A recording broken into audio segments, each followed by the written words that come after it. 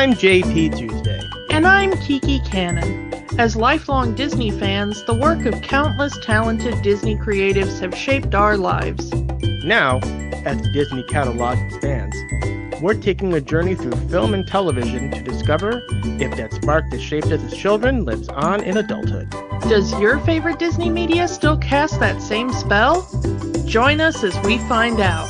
We are Rewatching the Magic. Hello! It's me, Tuesday! No, I'm not doing this. No? Oh, no. Okay, that's about as long as I can do the Mario voice, so yeah. Ugh.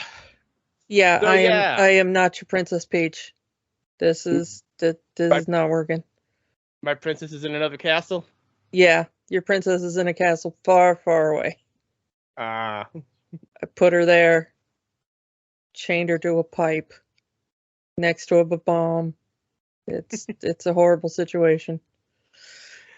Oh well. So, I know what you're thinking, dear listener. Why are we talking about the Super Mario Brothers movie?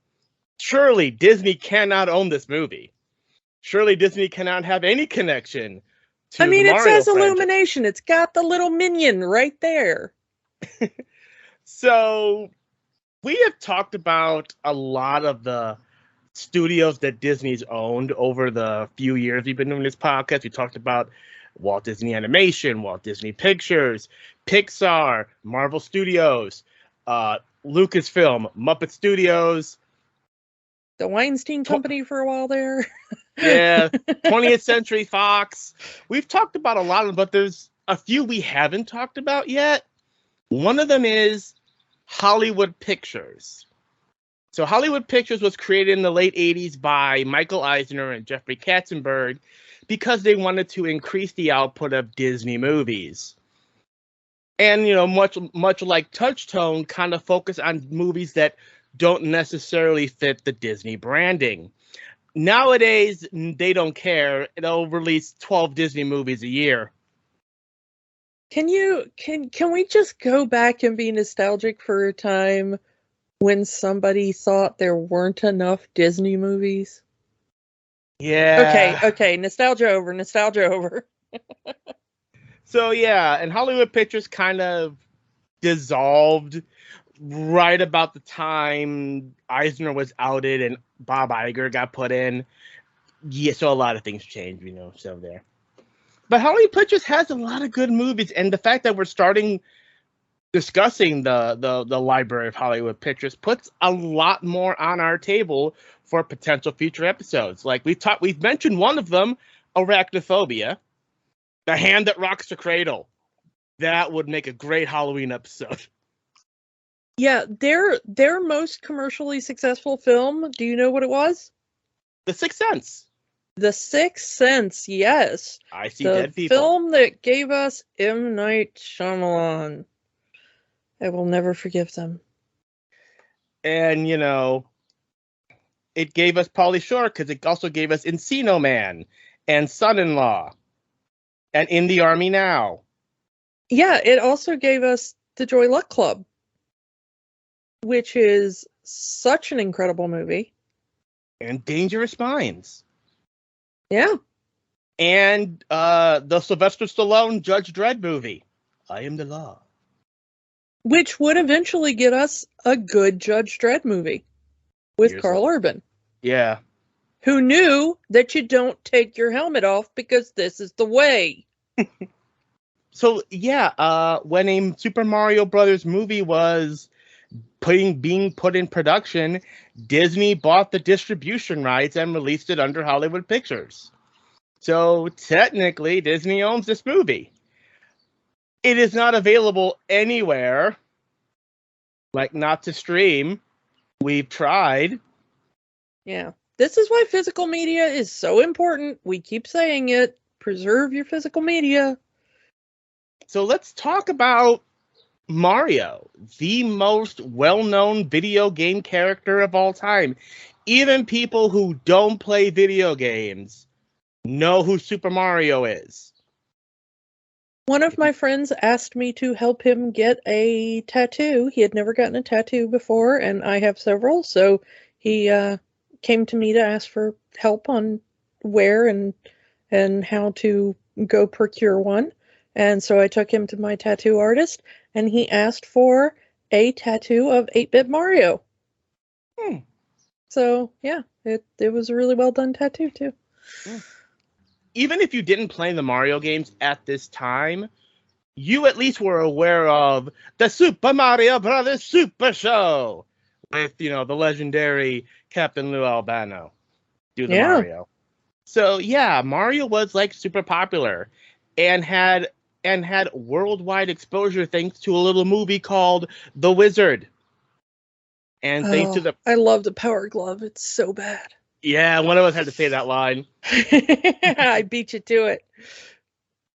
So because of the popularity of The Wizard, Nintendo was like, hey, we can take these characters that we own and we can put them in movies and make a lot of money. So the first one on the block was going to be their most popular character in Mario. The thing about the Mario movie is that the story behind the scenes of this movie is so much more interesting than what we got on screen. Because, they went through so many writers, so many directors, so many types of film that they wanted this to make. And, Nintendo wanted creative control over the movie. I don't think they got it based on what we saw. Yeah. But they also wanted to attempt to appeal to people who've never played video games. And which I think was, as we talked about in our Fantastic Four last week, that's where you always go wrong. I think it's something that they learn later. I think everyone involved with this movie would understand, if you had just made a movie that appealed to the fan base of the franchise you're making a movie of, and just make a good movie on that, the audience will come. And we've kind of seen that. We've kind of seen that with the Mario movie. Now, as of this recording, neither one of us have seen the movie. Yeah, the new movie that is currently in theaters. Yeah. Yeah. The Chris Pratt Mario movie. Still not sold on Pratt as and Mario. Nobody is. I will tell you, while neither of us have seen the movie, I have read reviews and heard reviews from people I trust who have seen the movie, and the most common thing that everybody says is the movie itself, the plot is pretty decent for, a kid's movie about Mario. The visuals are stunning, is what people are telling me, and from the trailer and the footage that have been released, I can believe it. The voice acting is just not there because it's all stunt casted. And they say that other than Jack Black, who everyone seems to universally love as Bowser, they said that everybody else just kind of seemed to have walked into the booth and went like, hello, I am character. These are my lines. And that was it. This is a dumb movie for kids. I'm not putting on a special voice for it. Yeah. But Jack Black, I mean, Jack Black, no matter what role he's in, he just kind of shows up and delivers. People are talking about the song that he sings in the movie potentially being nominated for an Oscar. And it's just him. I haven't heard it yet because I'm trying not to watch anything from it until I see the film, which I'm hoping to, because I do want to see the film. It looks excellent. It just sounds very bad. You know what I mean? Audially. Yeah, I mean, it sounds very bad. There's even there's a lot of voice actors that I follow on social media, and they're the same way.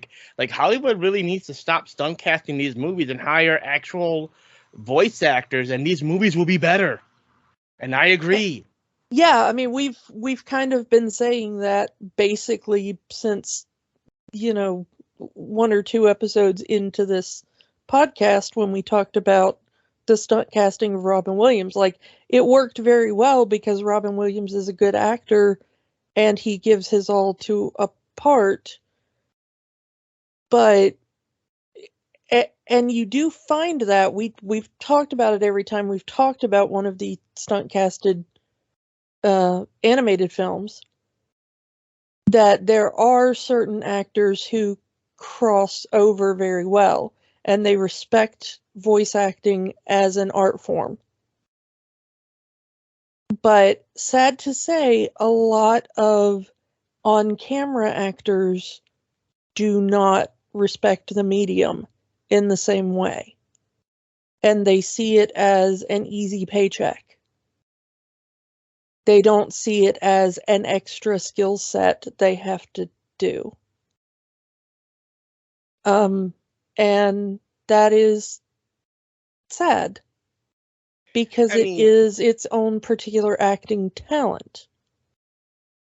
Like most recently, they announced a new Ninja Turtle animated movie, which I originally was kind of interested in, and all they did was just say actor name playing character, actor name playing character. And it's like, tell me the plot. Tell me what this movie's about. Tell me anything. But and we see this with a lot of animated movies where the big focus of the advertising is popular actor is character. And they want to sell it on, well, people aren't going to want to watch cartoons, but they will watch this cartoon if we have popular celebrity in the movie. Yeah, and I think that's what Guillermo del Toro has been talking about in trying to convince people that animation is just another way of filmmaking. That it's, in the same way that you have a different skill set, And that was what he was trying to show with Pinocchio, is that a lot of people were saying, like, Pinocchio wasn't really a kid's movie. Like, well, it wasn't. It was a Guillermo del Toro movie. Like, have you ever seen a Guillermo del Toro movie? Like, just because it was a stop-motion Guillermo del Toro movie. I mean, we've talked about one on this very podcast. Yeah, I mean, it wasn't an R-rated Guillermo del Toro movie. It was toned down a little more. And you could definitely show it to a younger audience.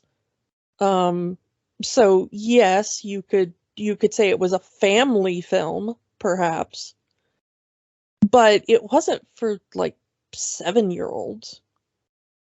Mm-hmm. Because that wasn't the intended audience, but everybody just saw Pinocchio and they were like, oh, this will be perfect to show my 5-year-old.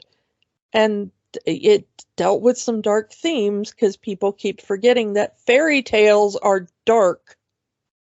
And they forget that mostly because of Disney. So, you know. We're a Disney podcast. Kind of can blame on Uncle Walt there. Yeah, we're a Disney podcast, but we're not afraid to dunk on the mouse every now and then. Yeah, I mean, Walt did help with that perception that, we need to, brighten up the darkness of fairy tales. Guillermo himself is a Disney fan, but he's very much a let's spend all of our time in the Haunted Mansion Disney fan. Yeah. I'm still mad we're never going to get that Del Toro Haunted Mansion movie. I want to visit that universe. I want to visit the universe where Doug Jones is the Hatbox Ghost. But back to the Mario Brothers, as fun as that little jaunt was. Yeah, this is when you heard this movie was coming out, because we were the perfect age for this movie. We had grown up on these video games. I mean, I know I did. I had an NES, I did not get an NES till much later. I think around Mario 3 was the first Mario game I played. But I saw the cartoon. I was a fan of the Super Mario Brothers Super Show. So you got it through the Wrestling Connection in Lou Albano. Yeah. I got it through somebody. I mean, we were poor, you know. I've talked about that before. So we got gifted when the SNES came out. A family friend upgraded because they had more money than us. They loaned us for years their old NES because they upgraded. They wouldn't need it anymore. That was the old stuff. So I got kind of the hand-me-down NES and all their NES games. Because they were playing the new hotness with the SNES. Mm-hmm. So I was on my NES kick, and I was always a little behind on video games because that's kind of how I got them, was either going over to a friend's house or when somebody would upgrade their system, they would let me borrow on long-term loan their old system because they wouldn't be playing the older games anymore. Now you get them through a Steam sale. Oh yeah, now I buy everything through Steam sale, and it is amazing. My library of Steam games is incredible because I buy everything for like $1.29 on sale.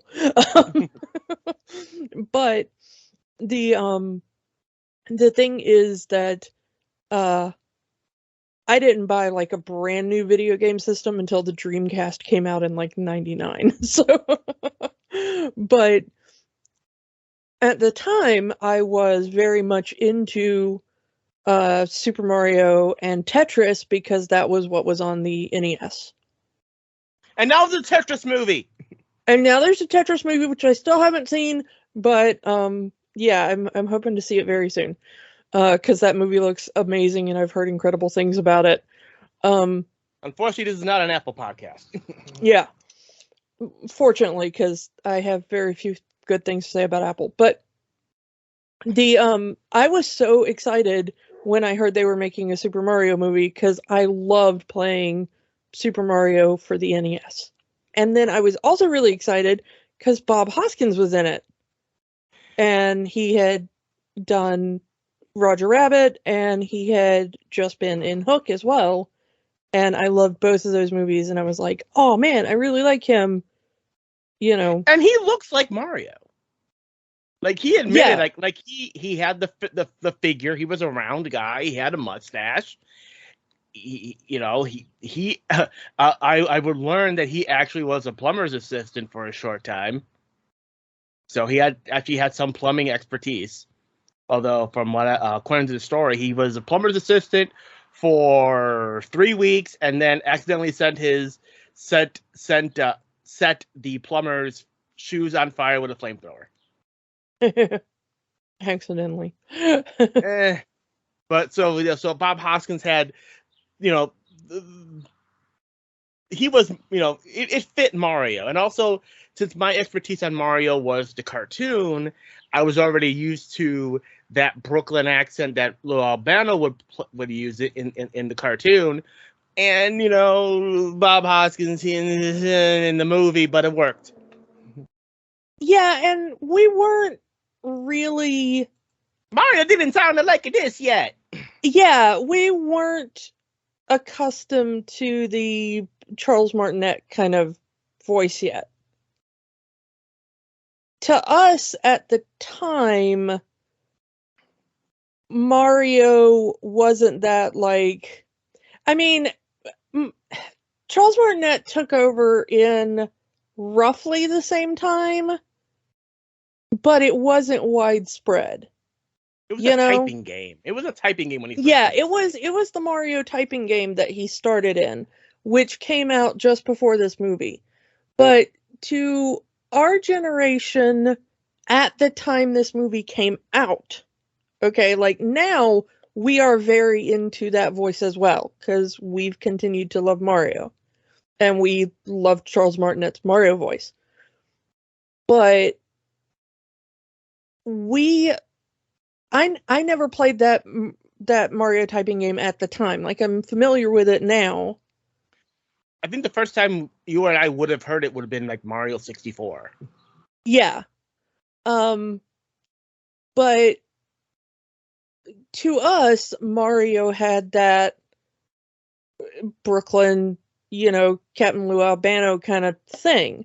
So the way he appears in the movie to us would have been kind of our Mario that we were used to if you ever saw him portrayed in live action. And we were still dealing with, like 8 and 16-bit Mario. So any kind of guy putting on a jumpsuit and pretending to be Mario to us was that kind of gruff New York kind of dude. So this to us was perfect casting, and I think most of my friends at the time, when it was like, who'd they get to play Mario, and they saw a picture of him, even if they weren't familiar with him from like Roger Rabbit or from Hook, were like, yeah, that's how I pictured Mario, like that's real life Mario right there. John Leguizamo as Luigi, I think, was kind of where a lot of people were like, what? Why is this Latino guy playing an Italian? Which he actually talks about when he first got talked into doing the movie, as he would say that he's kind of, at the time he was said something like he was kind of tired of Italians being hired to play Latinos, specifically mentioning Al Pacino in Scarface. So it was, in his mind, it was time to flip the script and have a Latino playing Italian. Yeah, and also they kind of play it off in the movie as like Mario kind of adopted Luigi or something. They mentioned that Mario raised Luigi. Like the implication is that Luigi never knew his parents, and that Mario was the only family he had, implying that Mario is much older than Luigi. Yeah, so you get the feeling that like maybe they had different fathers and then the mother died, or the implication, I mean, there are other lines in the movie that imply that they did have the same father and same mother. All we know just from dialogue alone, it's Luigi was raised by Mario, their parents are gone. Because he mentions, where'd you learn that from, Mario? Well, Dad taught us. And Dad said blah, blah, blah, blah, blah. And then Luigi says, yeah, like you always say, blah, blah, blah, blah, blah. Yeah, I mean, maybe, but I don't know. It's the thing is that Luigi says to Daisy on their first date, like, oh, you never knew your parents either. So when I see that in the movie, like him and Daisy bonding over the fact that she was an orphan left on a doorstep, that to me, watching this movie, always gave me the sense of like, even if that wasn't exactly Luigi's story, he felt real close to that. Because he never knew his mom and dad either. He never knew his mom and dad either. So I have a feeling that it's one of those things like, maybe even if they did have the same parents, the parents died so young that died when he was so young that he doesn't actually remember them, and you just have the kind of memories of like, somebody's told me about this person so much I feel like I know them. Yeah. So I mean, even age-wise from the actors, Hoskins, age-wise could play Leguizamo's father. So it's possible that he was all, if we go into the universe, Mario was a much older, possibly teenage or in his 20s when Luigi was born. So yeah, it turns out there's about 20, 22 years between the actors in real life. Which you can kind of paste that story together, that Mario was born and he was already an adult, and the parents decide, hey, let's have another kid since our first one is grown, and empty nest syndrome and whatnot, and oh, here comes baby Luigi, and then off-screen tragic accident because this is still a Disney movie, so we need the dead parents. Yeah. This is probably the only thing in this movie that really marks it as a Disney movie. It's the main characters have dead parents. Actually, all three main characters have at least one dead parent, as far as we can tell, because we see Daisy's mom at the beginning of the movie. Also played by Samantha Mathis. Yeah. And then she is just gone. We never really know what happened to her, I don't think. But I will give that. She's attacked. Yeah. By Koopa, and then the avalanche crushes her. But I will give them, they gave Samantha Mathis a wig of a different hair color, and they give her different makeup. I didn't know it was actually Samantha Mathis till I looked at the cast, and it says Samantha Mathis as Daisy and the Queen. Yeah. And you only really see her face for like half a second. So if, like me, you're not that great with faces, yeah, you're not really gonna clock who it is well. So yeah, to get back to the story behind the scenes though. So okay, Nintendo wanted a more, quote, adult take on Mario to bring in the audience that doesn't know who Mario is, who doesn't play video games, because broader audience means more money, which, as we said, was not the best way to take this movie. The original attempt was to have a director, Greg Beeman, do the movie, who at the time was famous for the Corey and Corey movie, License to Drive. Remember the two Coreys? We do. Corey Feldman, Corey Haim. I mean, I dare you to find a millennial who grew up in the U.S. who doesn't remember those two dudes. So yeah, License to Drive had come out and it did well, and they were going for him to have that vibe. But then he did a movie called Mom and Dad Save the World with John Lovitz, and it bombed, so they didn't want him anymore. Hollywood is so fickle, man. Yeah. So they went to a different team, the husband and wife team of Rocky Morton and Annabelle Jankel, who at the time was famous for being the creators of Max Headroom, which really explains why this movie looks the way it is. I mean, partially, yeah. I mean, it doesn't really explain all the dinosaurs. Yeah. It explains the cyberpunky aesthetic, but I'm still wondering how we got the dinosaurs. I guess they looked at the turtle. They looked at Koopa and didn't see turtle and saw dinosaur. Koopa is a turtle. His henchmen are turtles. Turtles, not dinosaurs. Yeah, they got mushrooms, right? Sort of. I think it was because at the time this movie was being produced, Super Mario World had just come out, and that did take place in a dino world. So they wanted to kind of synergize with that. Well, and also dinosaurs were really big at the time because this was,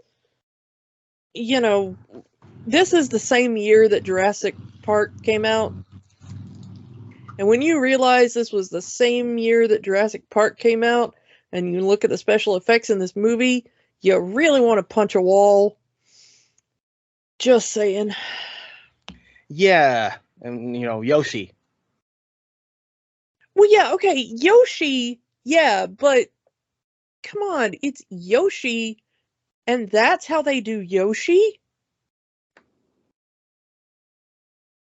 okay, let's just get to my first and biggest beef with this movie. Mm-hmm. I get that they were aiming for a older audience. Mm-hmm. I get, and I respect the creators of Max Headroom here. I love Max Headroom. Max Headroom is just one of the coolest things ever. But the thing about everything Mario is just cute. It's bright colors. It's fantasy. Look even if you haven't seen the movie, look at the trailer for the animated Mario movie. That is what the games look like. It is so exactly what the games look like. That trailer blew my mind until Mario opened his stupid little mouth. I can't wait for that movie to be available digitally so that all of the fan dubs can just happen, because that movie is just going to be awesome, because they're going to replace every voice except Jack Black and it's going to be an amazing movie, and I cannot wait. I mean, there are in person. I mean, can't believe I want to have Toad talk like this. Toad's gonna talk like this for the whole movie. People have already started doing it to like the trailer and the clips and everything, and it is wonderful, and I love it, and bless them. I cannot wait for full movie dubs. But the thing about the original film in the 90s was, like, you look at a Mario game, and even in, 8-bit, 16-bit, it's so aggressively cute. All of the merchandise is cute. It is just so kawaii, it's like the definition of that word. Okay? It's not quite Hello Kitty levels of cute, but it's getting there. And I'm not saying that you can't have cyberpunk and cuteness, because you can. I've seen it done. I kind of like that aesthetic. And I get that they were like, okay, it's 90s, it's grunge, it's whatever, but, like, come on, you're gonna do Yoshi like that? No, we're not down with that. At least he does the tongue thing. That's about the only thing they get right. But it's kind of gross when that Yoshi does the tongue thing, It's not adorable when that Yoshi does the tongue thing to Fiona Shaw, who is, like, the only cute thing in this movie. Can I just point that out? Like, I forgot Fiona Shaw was in this movie, and she is a smoke show in this movie. Yeah. And I do not know how to feel about that. Until they, like, give her the Bride of Frankenstein hair for some reason. Yeah, I don't know what that Elsa Lancaster bit was at the end there. Like, that also came out of nowhere. Like, she's just a made-up character for this movie. She is the hottest thing in this movie. What? And then at the end, they turn her into, like, an Elsa Lancaster pastiche, which also question mark, because I don't remember that in any of the games. It might have shown up. I mean, my Mario knowledge is not overly extensive, but what? Maybe if they called her Pauline. I don't know. Mario's girlfriend should have been called Pauline in this movie. She's called Daniela in this movie. She should have been called Pauline. Yeah, I mean, the only thing this movie really did was finally solidify the fact that Luigi and Daisy were gonna become an item. Yeah, technically they did become an item in the games. Well, eventually, but they became an item in the movie first. Yeah. Daisy had appeared in the games, but Mario Land, the Game Boy games, yeah. Yeah, but the movie kind of made that sort of official before the games did, which was the weird thing about the movie, is people who had seen her in the games were like, oh, she's going to be Luigi's version of Princess Peach. And Nintendo was like, no, she isn't. What are you talking about? What? And then when she showed up in the movie, they just made her Luigi's girlfriend. And then Nintendo was like, yeah, okay, whatever. She's going to be Luigi's girlfriend. All right, fine. You called us. Now, now both Mario brothers have a princess. Yeah, whatever. We're plumbers and princesses now. Okay, fine. Sure. Yeah, and like I think I want to go back to the beginning of these behind the scenes stories. Like Morton and Janko were so they made these actors' lives a living hell making this movie. Constant rewrites to the point where the actors didn't even bother memorizing lines because they were getting new lines every day from the directors. And the only way to get through this movie for Hoskins and Leguizamo was to get drunk. Like, these two men became alcoholics because of this movie. Yeah. It was... The thing is like, for both Bob Hoskins and for Dennis Hopper, who were like, both of those guys had such expansive careers and did so many movies, both, extremely great and extremely weird.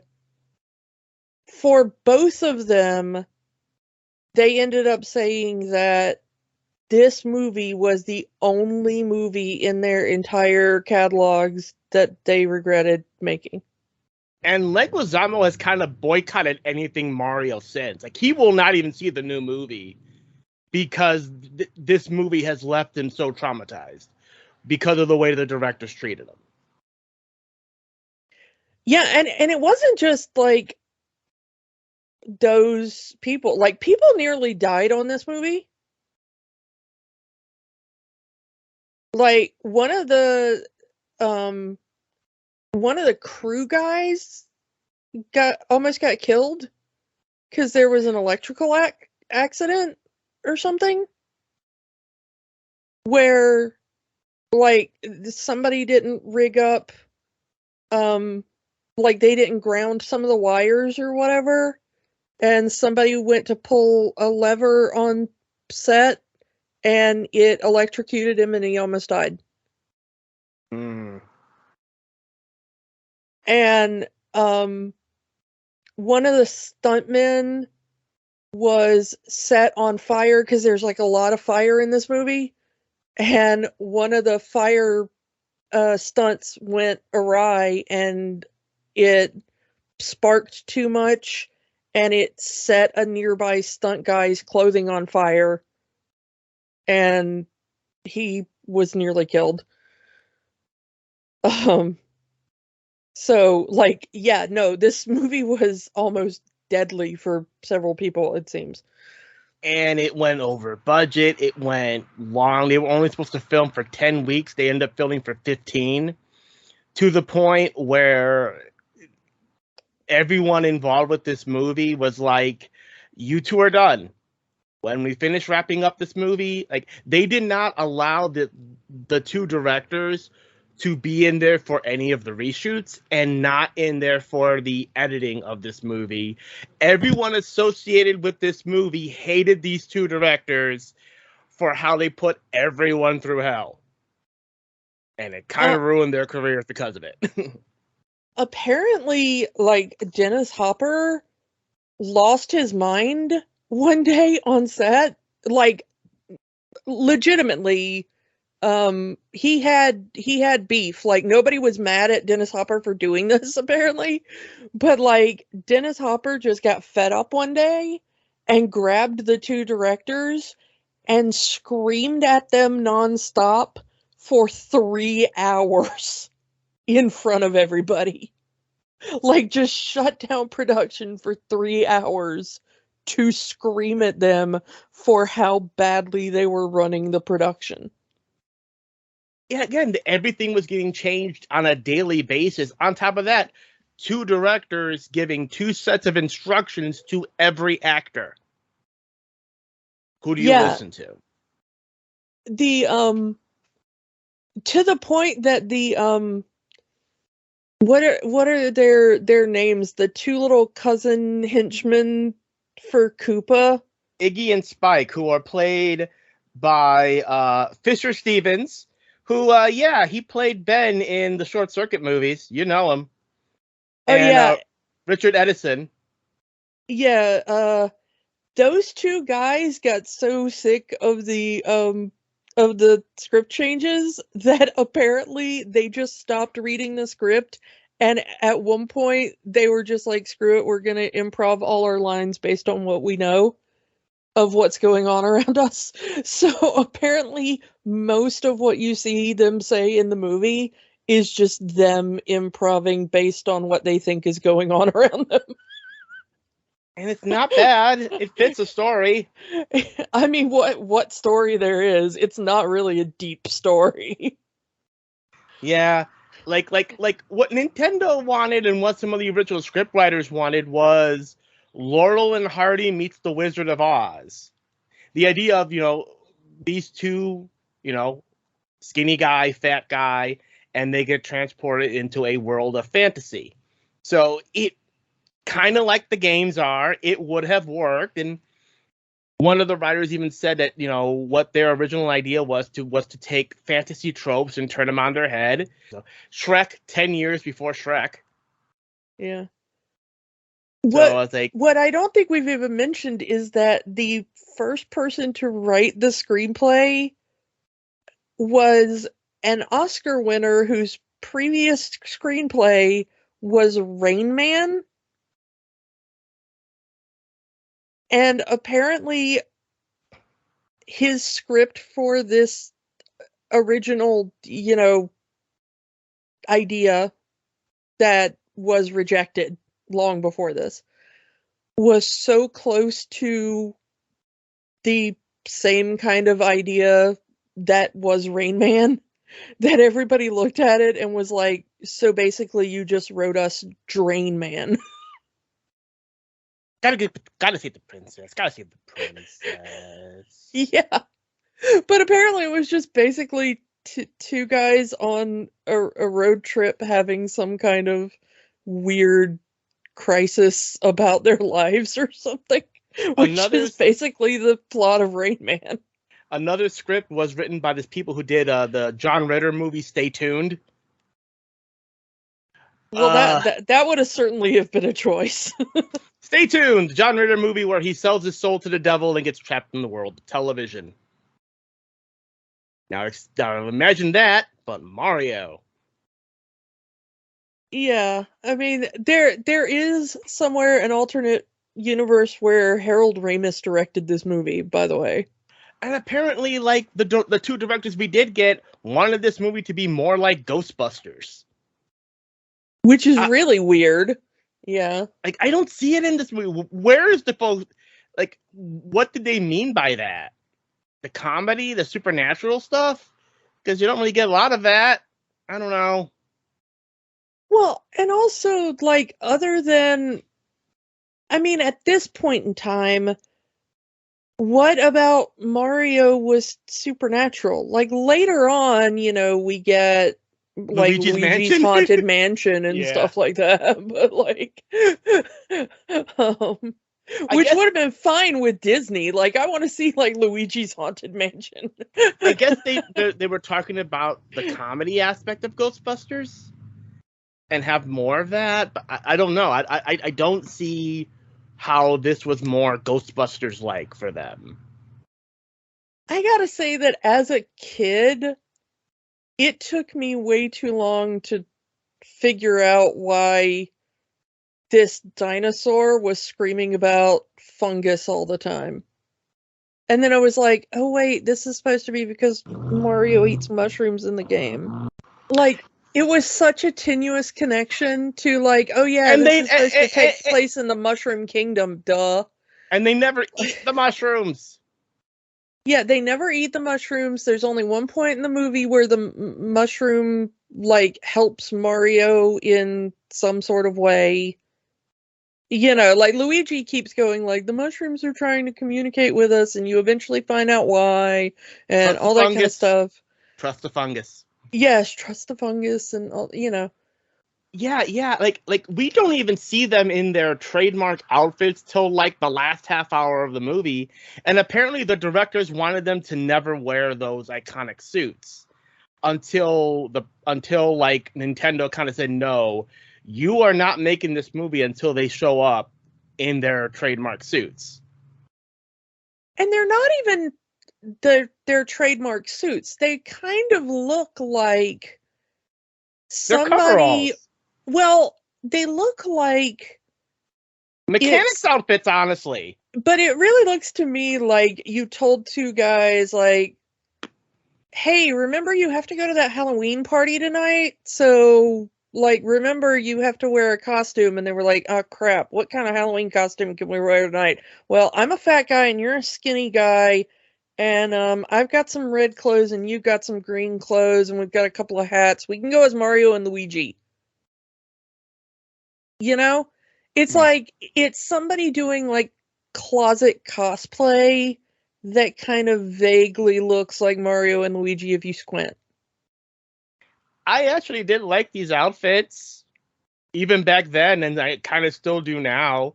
Like, it doesn't quite... It's okay, but it's not like big budget Hollywood does Mario and Luigi costume. It's your buddy has 20 minutes to put together Mario and Luigi costumes out of stuff around the house. And it's fine for that. You know, if your buddy shows up to your Halloween party and they're like, hey, we're Mario and Luigi, you're going to be like, that looks awesome, dude.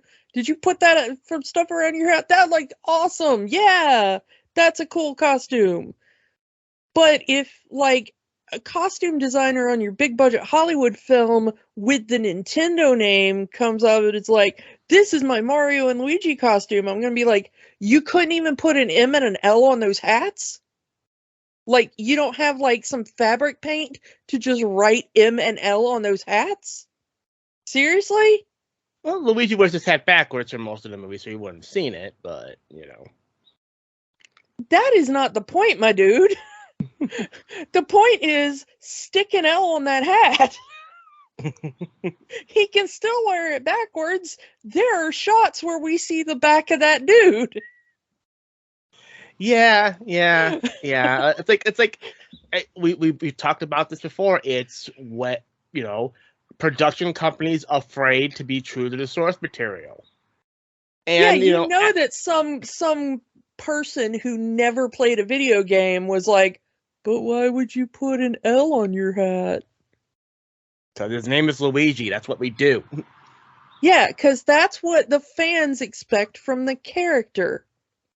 But it's also a situation where you have two of the most popular comic book movies of the era, the Tim Burton Batman and the first Ninja Turtle movie, was that dark and gritty, and we're going to make this, you know, it's not, this ain't no cartoon. We're not going to do Adam West. We're going to make it hard and gritty, and now everything has to be hard and gritty.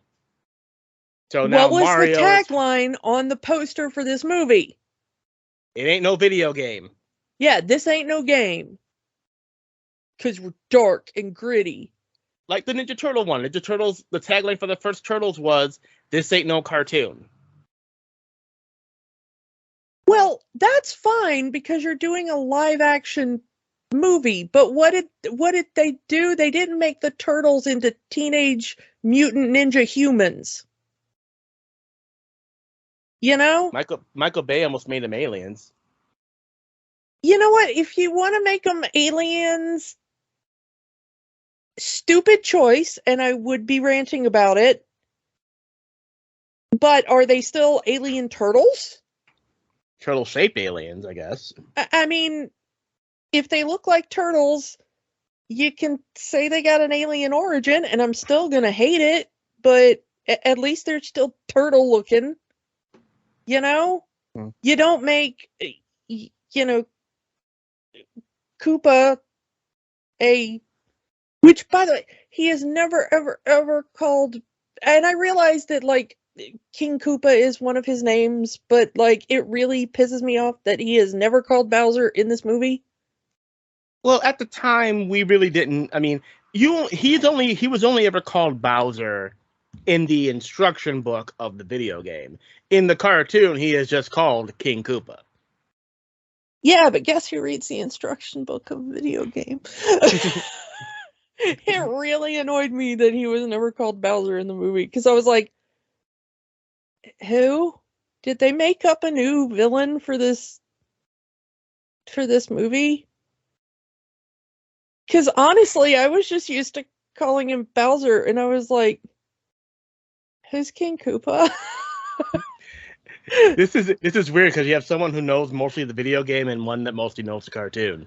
So yeah, so I was a little annoyed by that, because, like, I knew the Goombas and I knew Toad and I knew like about Daisy, and I knew there's a couple of references here and there, like when they're in the trash dump and one of the trash men is wearing this mask and they put the plunger on his face and they pop it out. It kind of looks like a Shy Guy mask. Yeah. And I liked that there were, you know, clubs and stuff when they first get to Bowser's world, King Koopa's world or whatever, that, you know, they're named like Thwomp and Bullet Bills and stuff, you know. Like, those are cool. I like Easter eggs like that. But it feels to me, because our good friend Adam, shout out to Adam, I was mentioning that we were doing this movie, and I said, this movie is a lot longer than I remember, because it just seemed to go on and on and on while we were watching it. Yeah, this is like a 2-hour movie. Which, at the time, was a bit unusual.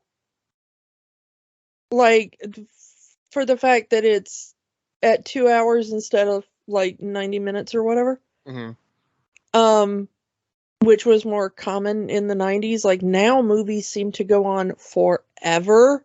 But in the 90s, yeah, but in the 90s it was more common for it to be like, you know, 97 minutes or something, you know. Mm-hmm. But I was watching it and I was like, this movie just keeps going and it feels like so much of this is unnecessary. And Adam said to me, it's amazing how much world building they did. Like, they spend a lot of time just explaining the world they're in. And I thought about it and I said, well, they have to explain what world they're in, because this is not a world any Mario fan would recognize. They used all the names from Mario, but they all mean different things. Like, we get Toad, played by Mojo Nixon. And he's just a human dude. And then he gets turned into a Goomba. He's not a mushroom person. Which is not a mushroom. None of the Goombas are mushrooms. They're lizard things with tiny heads, and some of them are dinosaur things with tiny heads. Yeah, different types of dinosaurs and de-evolution, but we also get world building from Toad that, you know, granted, it's a lot of the world building that we got from the narrator, played by Homer Simpson himself, Dan Castellaneta. 65 million years ago, the meteorite crashed into Earth and it split Earth into 2 different dimensions. One where mammals evolved into humans and another where lizards evolved into humans. So I guess all of the apes went extinct? Like, all of the mammals went extinct in their world? Possibly. And but that's just weird, because, like, dinosaurs, like the megafauna dinosaurs went extinct, possibly due to the meteorite. Like, that's the going theory. Mm-hmm. Possibly due to the meteor. So like the megafauna dinosaurs that we think of, the large, T-Rexes and brachiosaurs and all that kind of stuff. This is also before that whole dinosaur had feathers thing. Well, yeah, I mean, this was 93, so it's very Jurassic Park era science. They were going on what they knew scientifically at the time. Those definitely did go extinct as far as the particular species that were the megafauna. But their descendants just evolved into smaller creatures. I mean, considering that the direct descendants of dinosaurs are birds. Which, that idea that, certain species of modern day birds are possibly the descendants of certain dinosaurs was, at the time that this movie and Jurassic Park were made, was still kind of a cutting edge theory in science at the time, and was considered by some to even be like crackpot theory. And now it's kind of just more accepted because we know more about it and we have more evidence of it. To the point that we have found fossilized dinosaurs with feathers intact. So it makes me wonder, like, in the idea of this movie, would there have been a split in one dimension where would certain strains of a different creature have gone extinct? And it seems like certain mammalian species just never evolved there. And just like, they kind of make it sound like, like, well, dinosaurs went extinct there. It's like, well, yeah, the megafauna ones did, but we still have their descendants, it's like, so what went extinct there that you still have their descendants, except you don't, Mm-hmm. Which gives us that infamous, monkey bit from Dennis Hopper. Yeah. The thing is like, you don't really understand what Koopa's plan is in this. You just know it's bad.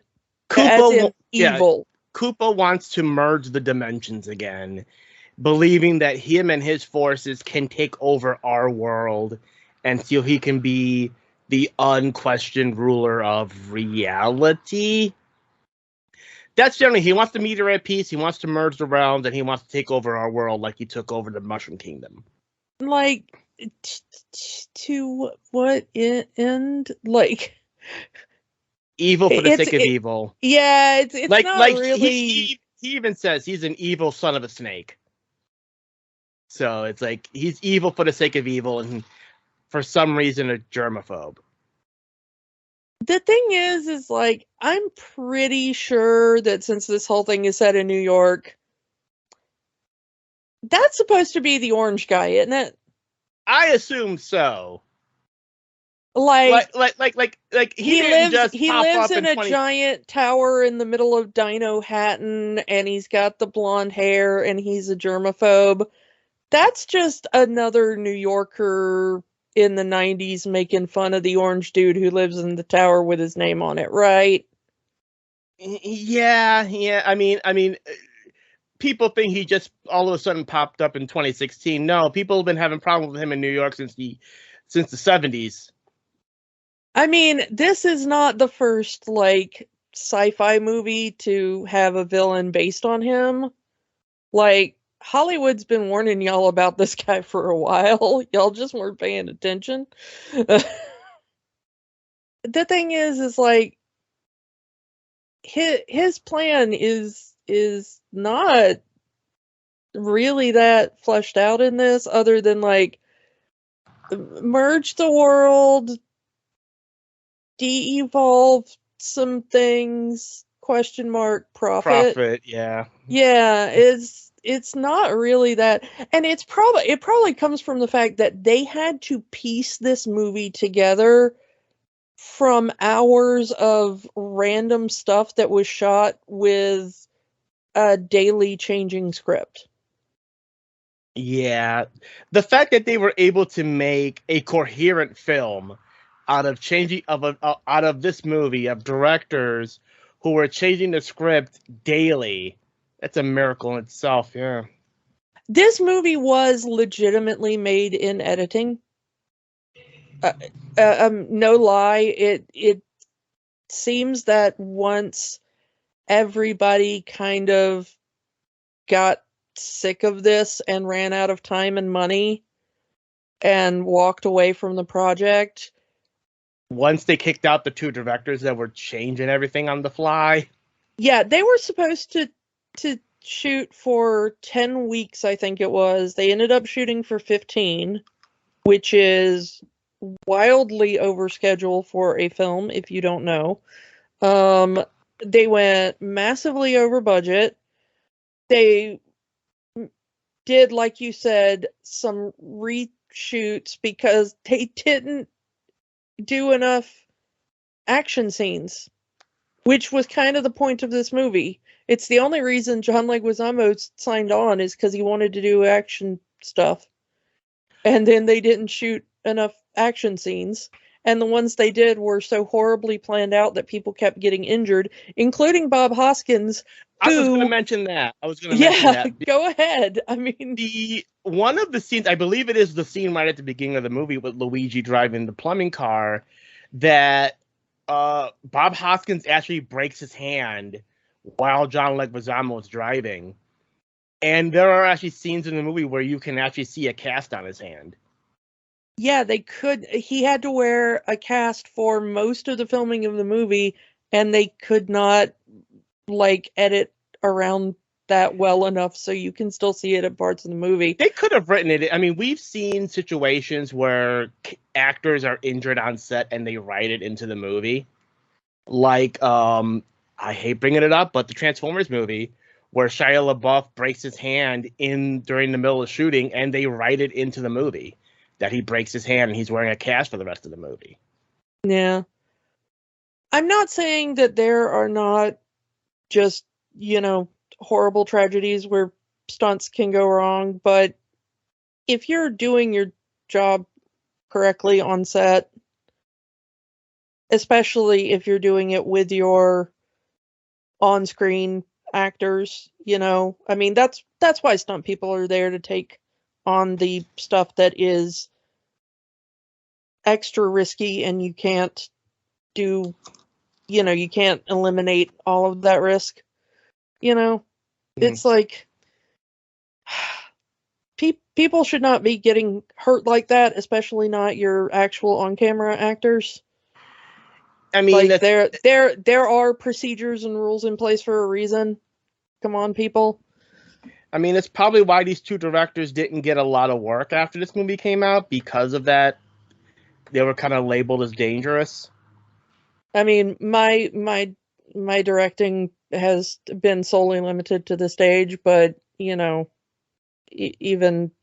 my stuff is like, if my actors get so much as a splinter on a project I'm working on, I would feel so horrible, and like, what went wrong there? Like, and oh my goodness.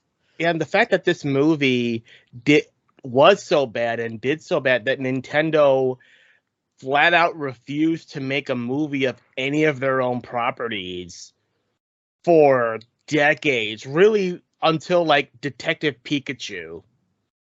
Yeah, and it's probably why they would only allow it to be animated. Probably. After, as far as the Mario stuff, know. Detective Pikachu is a bit of a different thing, because that, and I think trusting Ryan Reynolds with that is okay, because after you see what comes out of Deadpool, Yeah. And now that I say that, one of the actors that was up for Mario for this movie was Danny DeVito. If I had a nickel for every Nintendo character that people wanted Danny DeVito to play, I'd have 2 nickels, which is not a lot, but it's strange that it almost happened twice. Yeah. Also, indeed strange. Also, if I had a nickel for every John Leguizamo movie that featured a cover of Walk the Dinosaur, I'd have 2 nickels, which isn't a lot, but it's strange that it happened twice. The other, of course, being Ice Age. So, yeah, of course. John Leguizamo does a lot of movies with dinosaurs. Yeah. At least 2, which is not 2. a lot. Yeah. No, I mean, the thing is that I'm still, I'm just baffled by the various choices made in this. It really is just, to me, I've never understood, and we talked about this before with, most recently with Fantastic Four, but we keep talking about it when we get to these films, is like, why would you want to make a movie where you don't want to make that movie? Like, I understand the draw for people recognize this property and they might give us money because they recognize the property. I get that as a thing. Okay? However, if you go to Nintendo and you say, we want to make a Mario movie, but we don't want it to be anything like Mario or appeal to anyone who would play Mario or watch the Mario cartoon or, is a fan of Captain Muapan. Like, what is the appeal there for Nintendo to say, yeah, you seem like the right people to make this movie?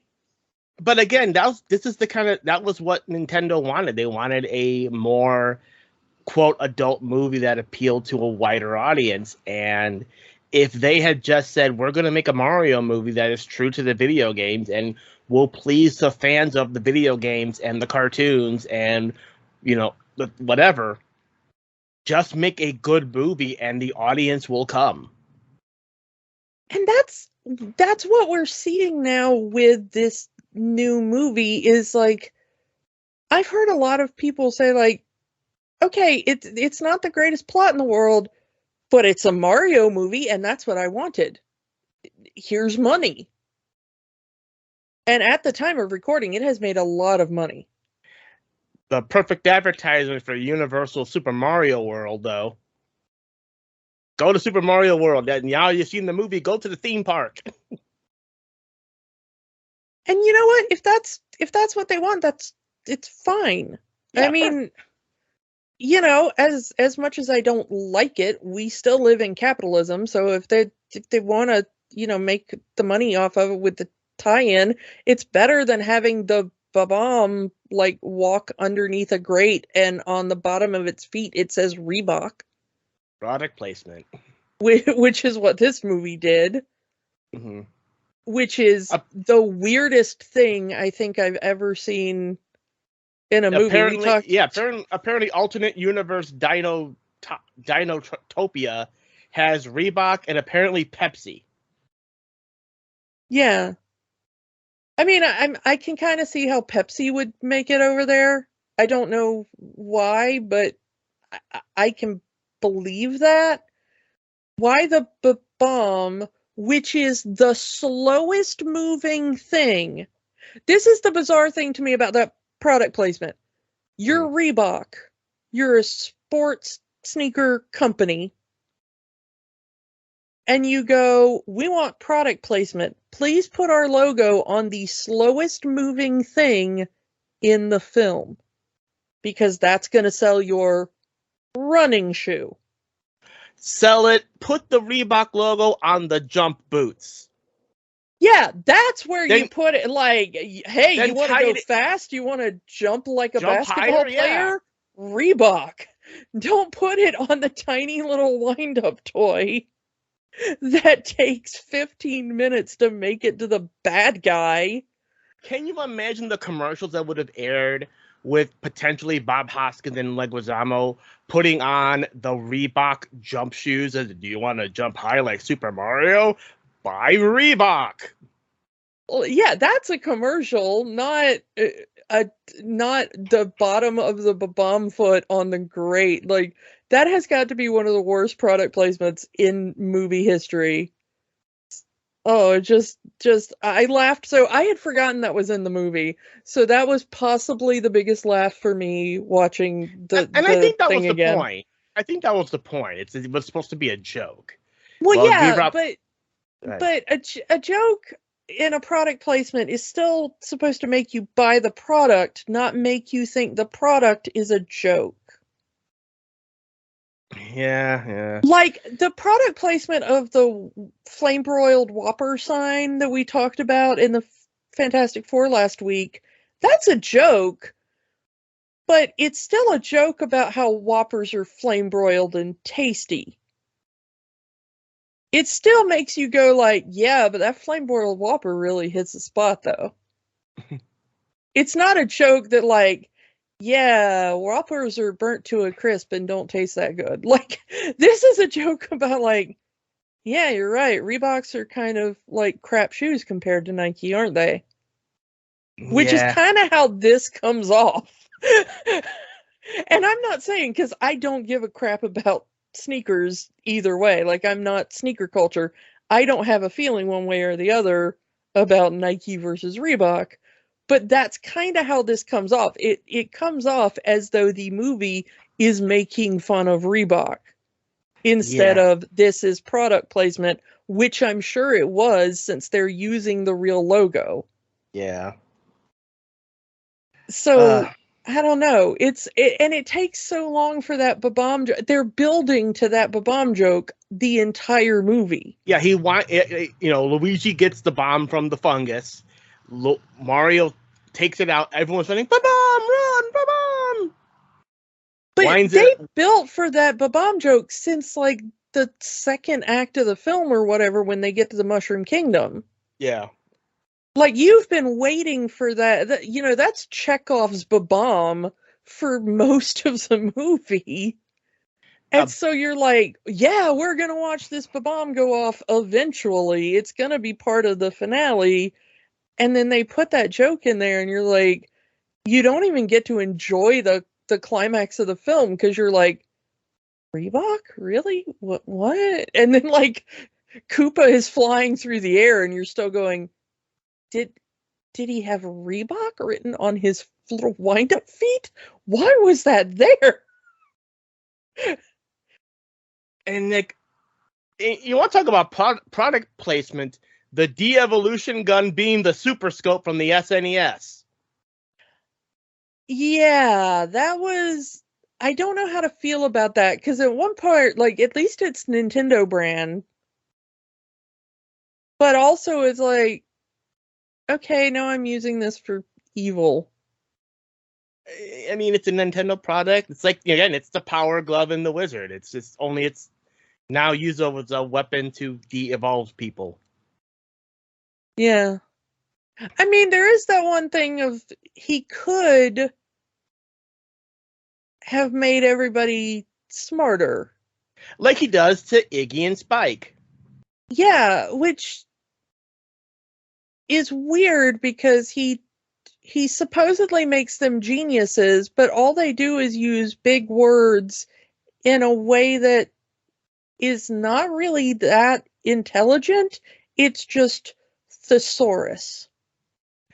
Yeah, and why didn't he do it on himself? Because there's that one moment where Luigi and Mario push him into the de-evolution machine, and he's still human-like, but now he has reptilian eyes, and his tongue wags out, and his face sometimes morphs. Why not go back into the machine and turn yourself normal or smarter or whatever? Yeah, And I mean, that's how dumb his plan is. He has a machine that can make you a super genius, and he doesn't use it on himself. because he's already a super genius. He is the smartest of geniuses. Bigly brain he's got. Yeah, that's God, he how, really is the Orange Man. yeah, I told you. That's how like weird and awful this movie is as far as the villain plan is, that there's so many better plans he could be using this for.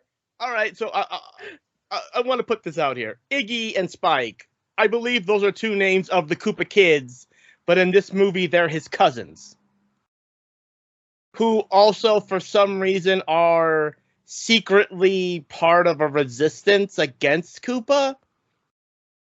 I don't think they are legitimately until he turns against them and puts them in the machine.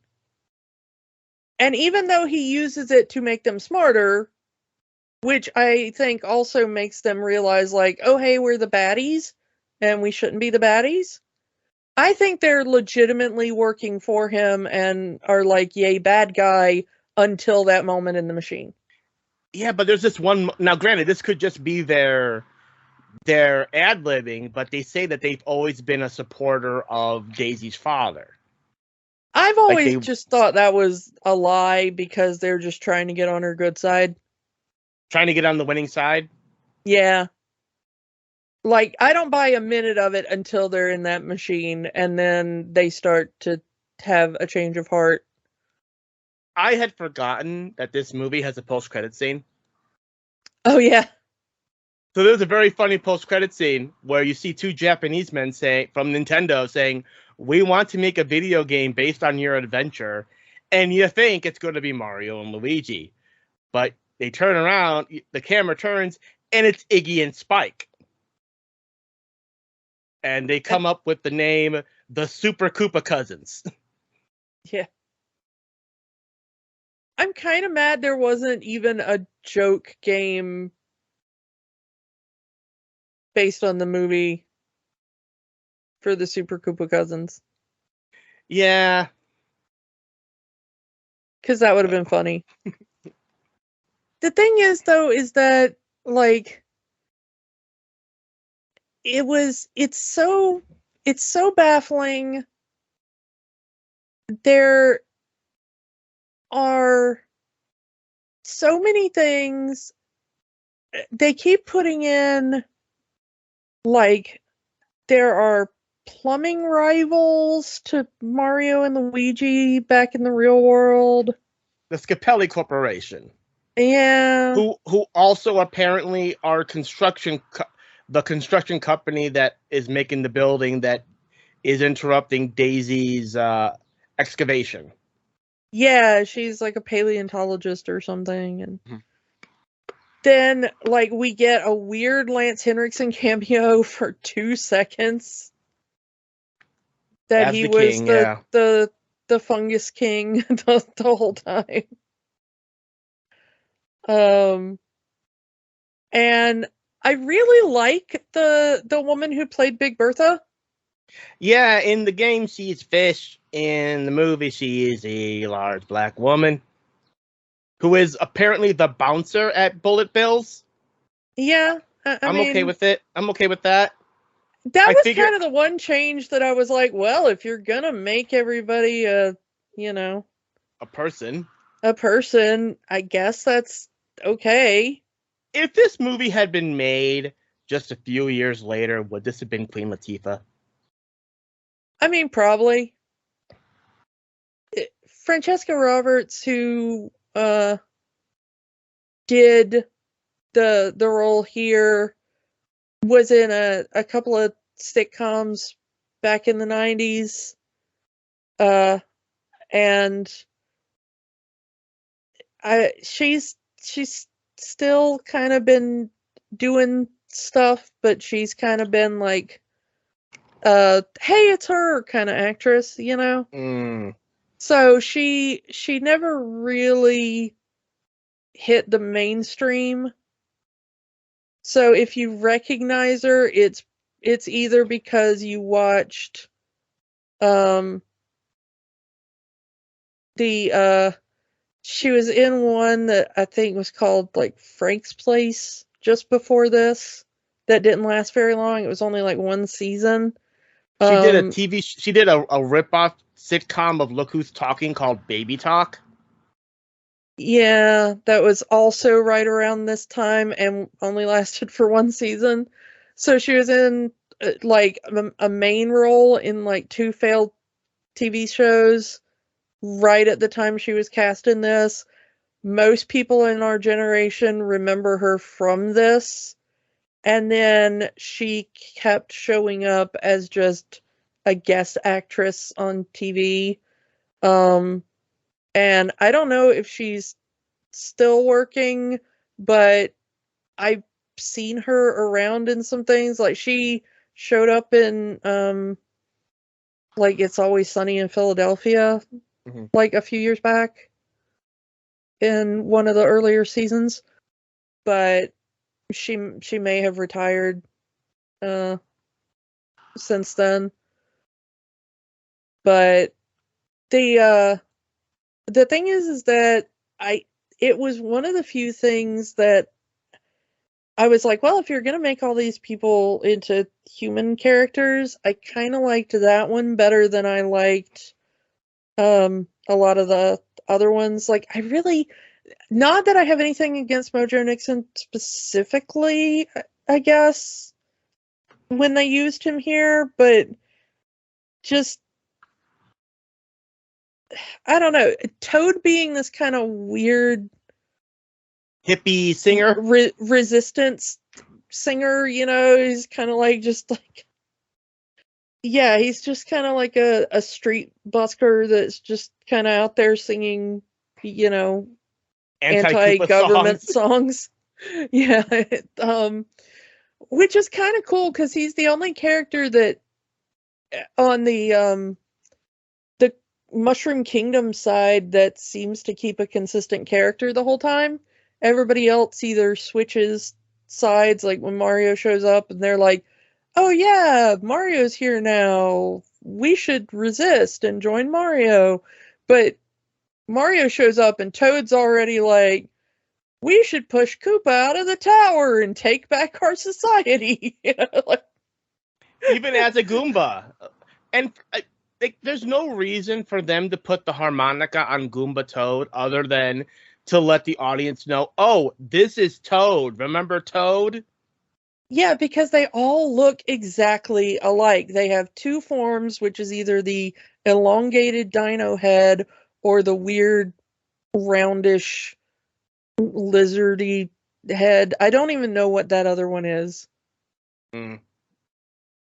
But yeah, all the Goomba voices and the Yoshi voices, that's our old friend Frank Welker. An actual voice actor. Yay! We got 2 voice actors in this movie. Because if you need an animal voice, you call Frank Welker. Yeah. I mean, it's just the Goomba's voice it's just Dr. Claw.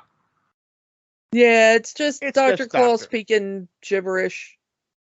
Because they don't actually say words, really.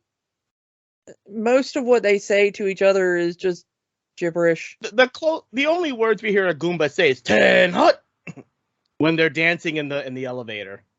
Yeah. But they kind of talk to each other and it's just kind of random noises. Yeah. That's the thing is like Toad is the only one that keeps his personality. Everybody else just seems to devolve into like Koopa says, like, you know, faithful little servants to his reign or whatever. But Toad is like, no, I hated that guy before, I hate the guy now. Like, you want some steamed vegetables, here you go. Like, when Koopa is destroyed, is de-evolved into sludge, we see the king re-evolved into his human form. We never see that for the Goombas. Do the Goombas just say Goombas? I hope somebody took the gun and, like, put them back into their humanoid form. put them back in the machine, evolve them, and then make them normal again. Yeah. But we never see that. All we get is like Toad with playing his harmonica. But and we never know what or if Yoshi was different. All we get is that he was the royal pet. But if everyone was evolved from dinosaurs, is this a situation of a person having a pet monkey and they just had a pet dinosaur?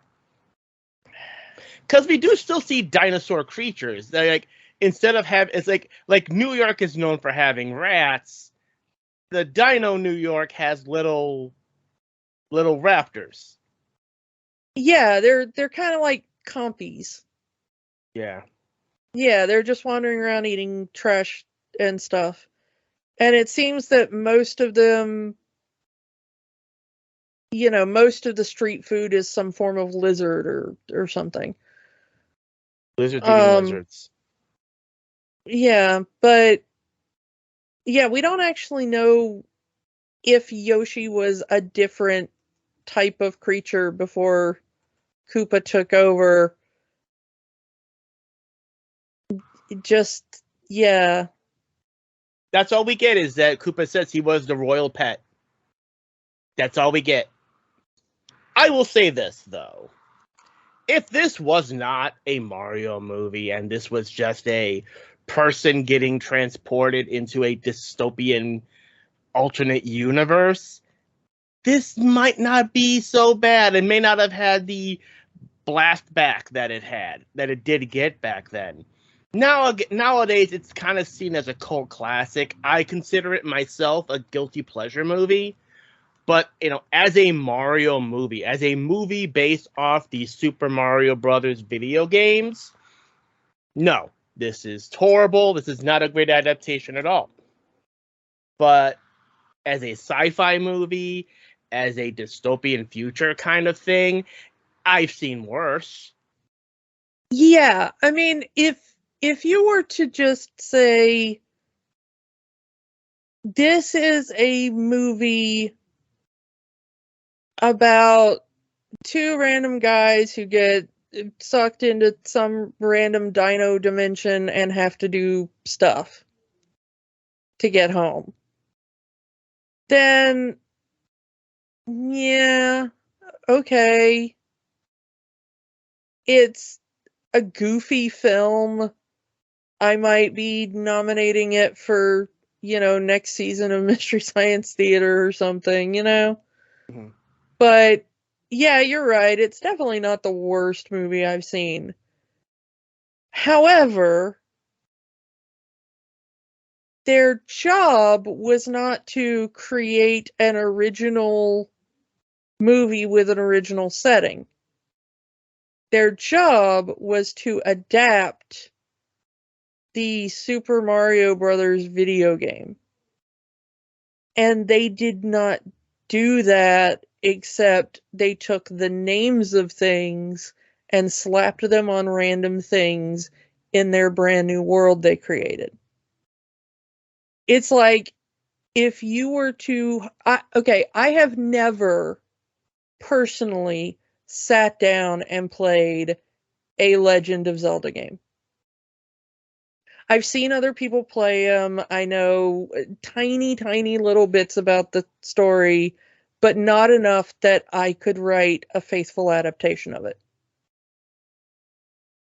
If you were to hire me to do that now, and I was just like, okay, I'm going to create a movie about a guy named Link who goes into a magical hole in Arizona and comes out the other side into a Game of Thrones world where he has to fight an evil octopus named Zelda before he can get home. I don't know if that's the plot of one of those games. Might be. There's been like 700 of them. Maybe I just hit on, accidentally, the plot of a Legend of Zelda game? I don't know, but probably not, because I've never played those games. Did I just write a faithful adaptation? You tell me. No, not really. No. Yeah, no. probably not. Because I wasn't trying to. I just had an idea about a guy who goes into a hole in Arizona and fights an octopus, and I gave them the names of Link and Zelda, because I know those are two names from those games. That's what they did with this movie. They knew that there were, like, we have the names of Mario and Luigi and Daisy and Koopa and Goombas and Toad and stuff. And they just gave it to random stuff in their own fictional world that they created.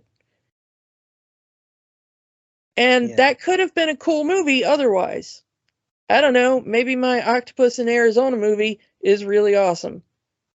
But I shouldn't tie it to Legend of Zelda, because then it would be awful. And insulting. So, to ask the question, does this movie have the magic? Absolutely not. But yeah, I still consider it. No. But I do kind of consider it a guilty pleasure film of mine. I really dislike using the term guilty pleasure. I don't think people should feel guilty for their pleasure if their pleasure's not hurting anybody. You know? Like, there's nothing about watching or liking this movie that's gonna hurt anybody. Unless you walk up to John Leguizamo or something and make him relive his memories of making it. Don't do that. Like, don't give the poor guy flashbacks.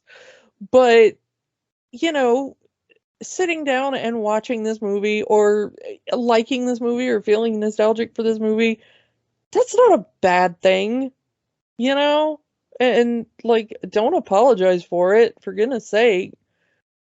It's always good to look at things with a critical eye. I love tons of movies that are not great movies. We're MST3K fans. We know. Yeah, I mean, some of my favorite movies in the world are just really poorly made, you know, but they were made with love and a genuine attempt at trying to make something good. I think the actors certainly wanted to make something good. I don't know what the directors / writers were trying to make. And some of the earlier scripts I would have loved to have seen, because I really want to know where some of this stuff came from.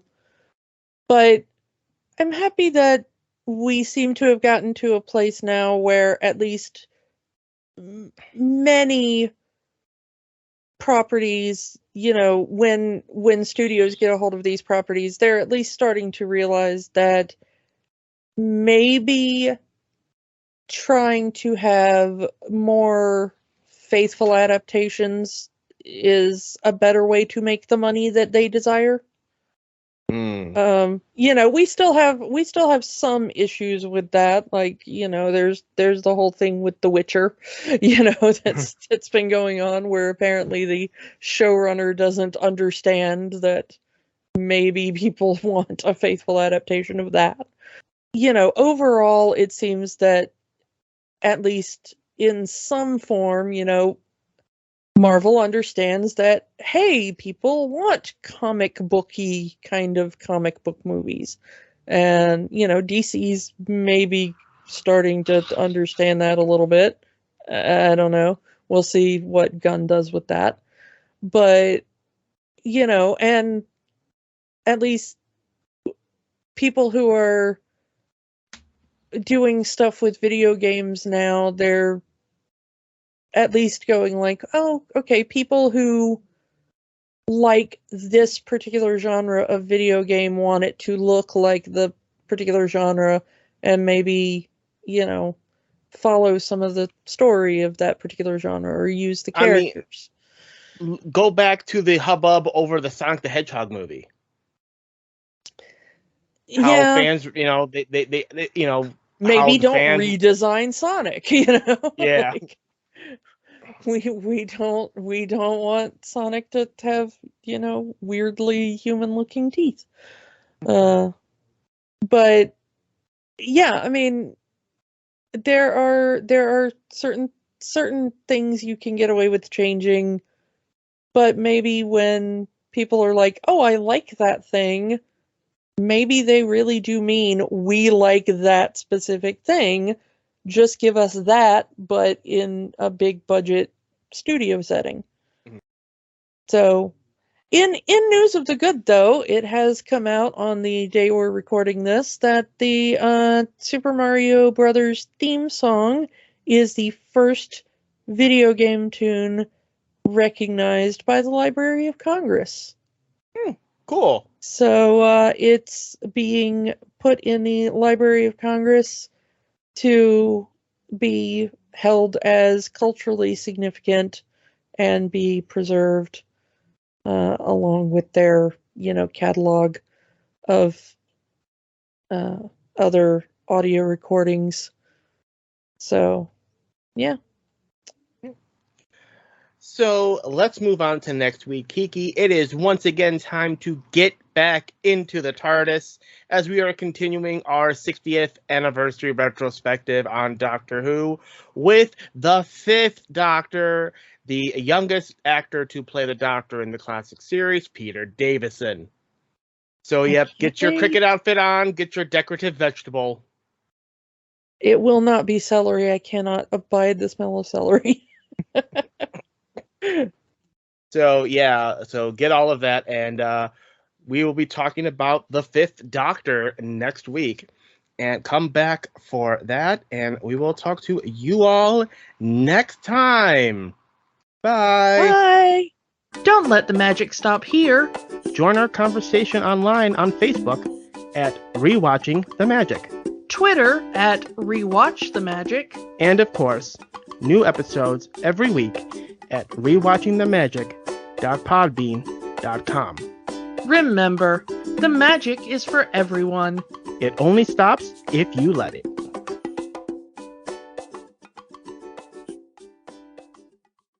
Podcasts are fun, but there's work to be done. We encourage you to get involved. Here are some organizations we support. The American Civil Liberties Union fights for the constitutional rights of all Americans. Find them at aclu.org. The National Network of Abortion Funds helps people find access to safe abortion services. Their site is abortionfunds.org. The Trevor Project provides a 24/7 crisis helpline for LGBTQ youth and education services for schools on LGBTQ issues. They can be found at thetrevorproject.org. Or find a way to help in your area.